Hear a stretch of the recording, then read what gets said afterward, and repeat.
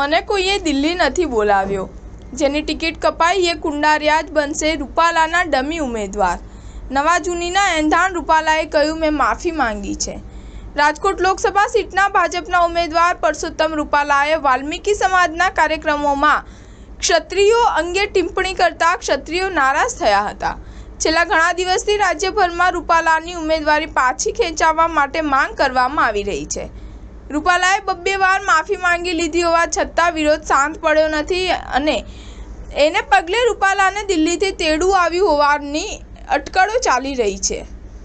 આ તમામ ઘટના કાર્યક્રમ વચ્ચે રૂપાલાએ આજે મીડિયાને સંબોધન કરતા જણાવ્યું કે મને કોઈએ દિલ્હી બોલાવ્યો નથી। મોહન કુંડારિયા ડમી ઉમેદવાર તરીકે ફોર્મ ભરશે। આ ઉપરાંત રૂપાલાએ ઉમેદવારી ફોર્મ પરત પાછી ખેંચવાની વાતને પણ રદિયો આપતા કહ્યું હતું કે એ પાર્લામેન્ટરી બોર્ડનો વિષય છે, એની અટકળો ના કરવાની હોય।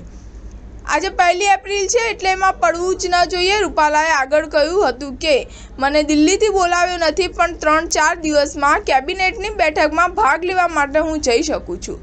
સ્ટાર ન્યૂઝ 7 હંમેશા સચ્ચાઈની સાથે।